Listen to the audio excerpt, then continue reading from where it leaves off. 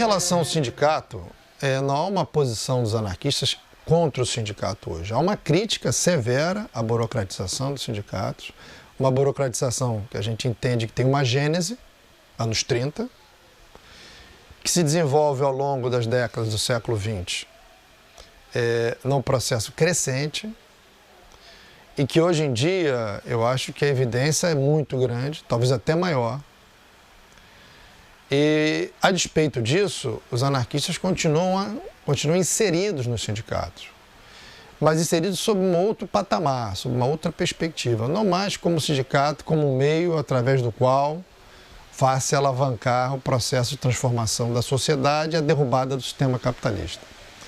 Aquela velha prédica do chamado sindicalismo revolucionário, onde o sindicato seria a célula da futura sociedade anarquista.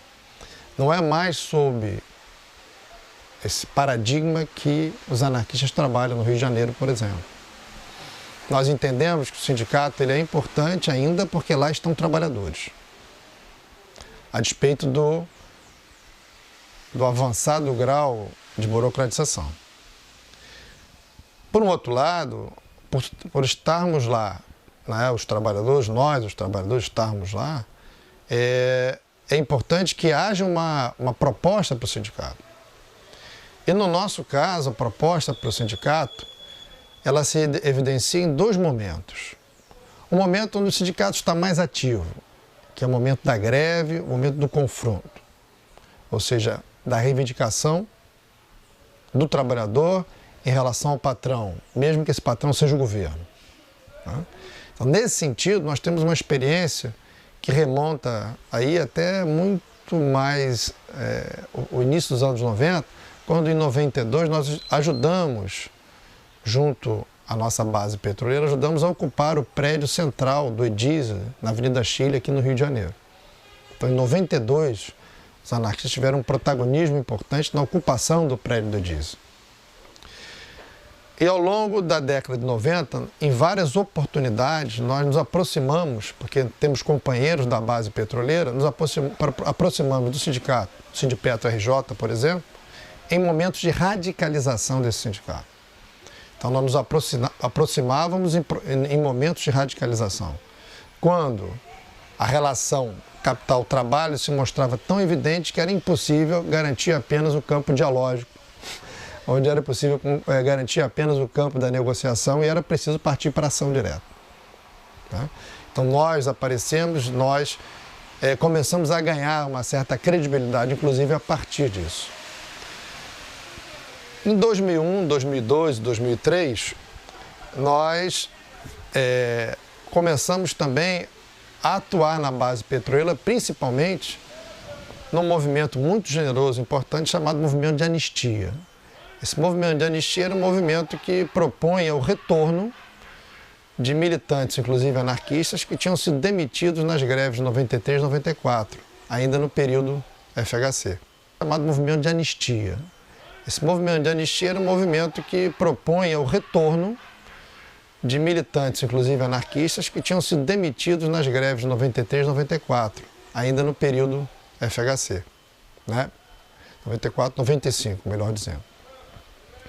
Essas greves, né, demitiram muitos petroleiros, alguns foram readmitidos e outros não. Então, 2001, 2002, 2003, nós fizemos um movimento importante, movimento de anistia, para a volta desses petroleiros e alguns deles foram readmitidos, inclusive petroleiros que eram do campo libertário. Então, esse trabalho no Sindipetro, o trabalho anterior de alguns desses petroleiros ligados ao campo anarquista nas plataformas de petróleo, mostram que nós também nunca abandonamos totalmente, e até mesmo no nascedouro da CUT, nós nunca abandonamos completamente ou totalmente o campo sindical. Mas é claro para nós hoje que o campo sindical ele não é tão estratégico como ele era no início do século XX, pelos elementos que nós já citamos. O sindicato tem um histórico de burocratização que nós não podemos desprezar. Da mesma forma que não podemos desprezar que os sindicatos têm uma base social. E é com essa base social que nós trabalhamos. Nos sindicatos, por exemplo, de professores, né, sindicatos da educação, nós também temos um acúmulo, uma experiência. É uma experiência de bastante valor e de muito significado, porque ela começa em Cabo Frio, nos anos 90, companheiros anarquistas dentro do sindicato do CEP de Cabo Frio, e se desdobra recentemente na participação de anarquistas no Sindicato dos Servidores do Colégio Pedro II, por exemplo. Nesses sindicatos, a nossa tônica sempre foi a organização pela base. Então, onde quer que nós estejamos, nós priorizamos a organização pela base. Então, por exemplo, no Sindicato Pedro II, a nossa política central é a organização de núcleos de base. Esses núcleos de base, que se organizam nas unidades do colégio, eles são núcleos que não deliberam, mas encaminham muitas decisões de assembleia e levam também decisões da base para as assembleias. Então são núcleos de oxigenação do sindicato, quase que antídotos à burocratização sindical que a gente observa hoje. Então esse é um movimento que nós fazemos, que é um movimento que não vai, por exemplo, na direção de uma tomada de uma central sindical, mas que é uma política que tem a marca libertária e que para nós é uma política muito mais efetiva do que pura e simplesmente a tomada de uma central sindical ou a construção de uma legenda sindical sem base social real. Então, essa é uma discussão que a gente faz e conseguimos, obviamente, dentro da estrutura do monolito burocrático que é o sindicato, nós conseguimos alguns avanços, né? Avanços que são, podemos dizer, tímidos, mas fundamentais. E essa é a questão que se coloca hoje, né, para o anarquismo, na tarefa que ele tem da sua reinserção social.